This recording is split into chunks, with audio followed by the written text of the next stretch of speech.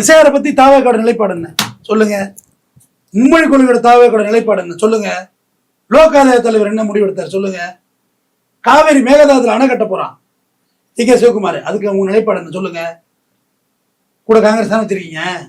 அது டெல்லியில போய் பப்புவை பார்த்து வந்தீங்க ராகுல் காந்திய. கண்டிப்பா என்ன செய்ய போறீங்க. அவன் அம்மாலையும் போய் பார்த்தானே வந்தீங்க. சீக்கியர்கள் தாலி அறுத்த திரு சோனியா காந்தி பார்த்தானே வந்தீங்க. இலங்கையில 1 லட்சம் பேரை தாலி அறுத்த சோனியா காந்தி பார்த்தானே வந்தீங்க.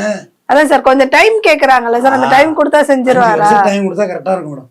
6 மாசம் தானே சார் 5 வருஷம். நீங்க சும்மா தப்பா நீங்க வாயிருக்கு வந்தவங்க எல்லாம் பேசாதீங்கல்ல. எனக்கு இது மாதிரி பேசுறது பிடிக்கவே பிடிக்காது. 5 வருஷம் டைம் கொடுத்தா என்னன்னு பாத்திரலாம்.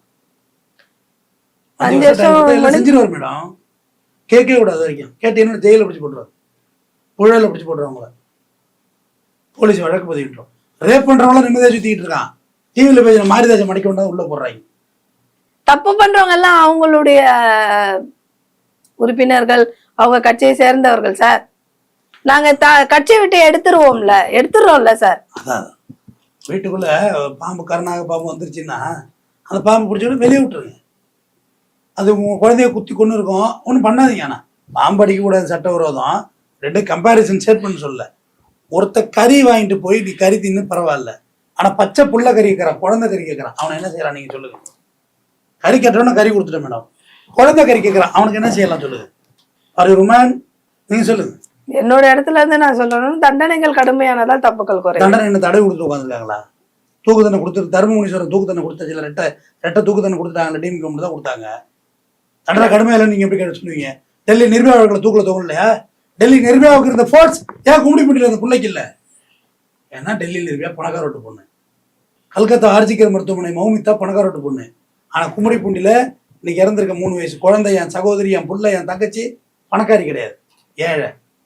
ஏழைக்கு ஒரு உயிர், பணக்காரன் ஒரு உயிர். கரெக்டா? ஏன் நிர்பயா ஃபண்டு தனியா ஃபண்டே ஒதுக்குனீங்களே?